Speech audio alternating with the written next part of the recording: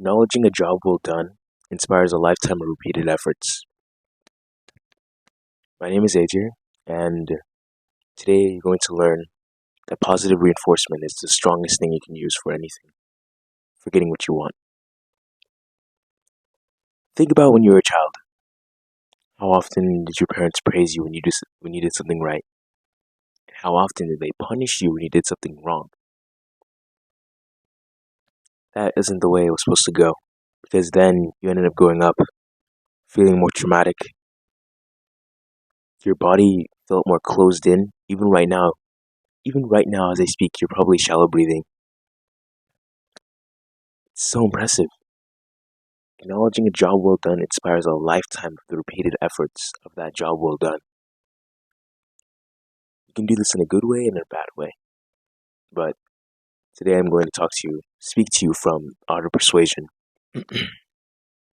Muriel is a sweet elderly woman who works at a local supermarket in the deli section. They make sandwiches for customers at lunchtime. One day I was asking Muriel for a roast beef sandwich, adding extra lean, please. She really did a really nice job, and after eating, I walked back over to the counter and genuinely thanked her. Loud enough for all the other patrons and her coworkers to hear, for the extra special nice job you did with my sandwich. Her eyes brightened and a smile came to my face. From that day on, Muriel always wanted to put on a little extra meat on my sandwiches, and always very lean. Here's the point you must take away from this video.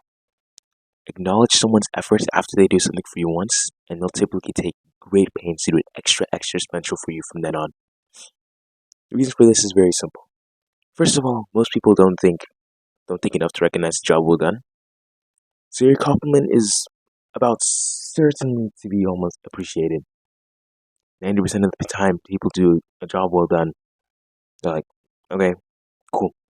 They don't care. They don't actually process in their brain what this person just did was actually fucking impressive.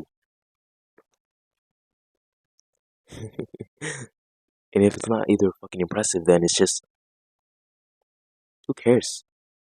Alright, you did a good job. You did a job. You did a job. You did the bare minimum. Secondly, every time Muriel went out of her way to make a great sandwich, she's making an emotional decision to achieve pleasure. The pleasure of being respected and appreciated, which is probably not an ordinary occurrence in her life. How often do you get respect and pleasure? No, just respect for doing something right from other people around you. It's not that long. It's not that much, huh? And how often do you get appreciation from your friends? How often do your friends appreciate what you've done for them? How often do your friends literally they're saying I'm so grateful for you? How often do your friends say they're grateful for you?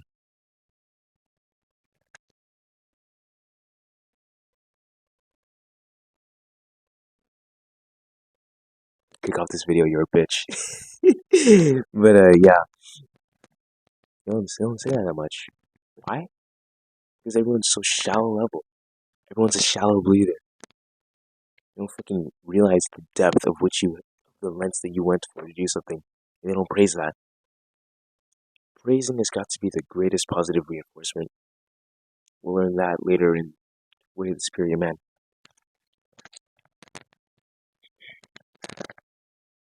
On a plane ride back home from a speaking engagement, I asked the flight attendant if she could possibly substitute some of the items in my meal for some healthier foods. She obliged and put together a nice meal for me. I gave her so much praise for her efforts at the remainder of the flight. She kept wanting to know more what she could do for me. What a nice cycle of success. Make a person feel good for their efforts and they'll want to keep proving you right. I'll say that again. Make a person feel good for their efforts and they'll want to keep proving you right. Behavior that gets rewarded gets repeated. Teaching out of fear and pain, like the way we were taught, I don't think this is right. I don't think that's right. To be taught out of fear and pain. I genuinely do not think that's something that should be continued. Teaching out of fear and pain. when a child does the bad thing, okay, that's an entirely different like side tangent, but children do like something that's negative and bad.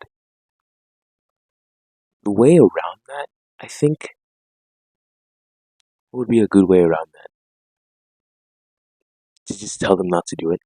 And here's the thing, You tell them not to do it, and then you give them a reward if they don't do it.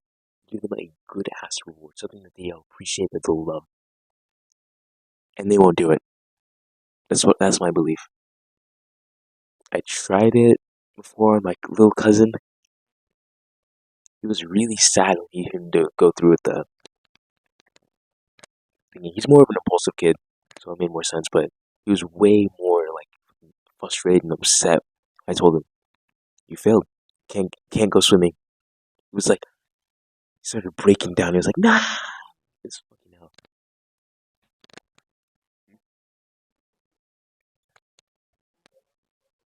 You want to know what your actionable step is for today?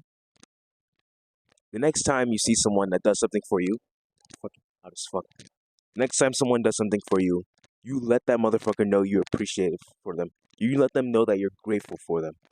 And if you don't do this, I think you're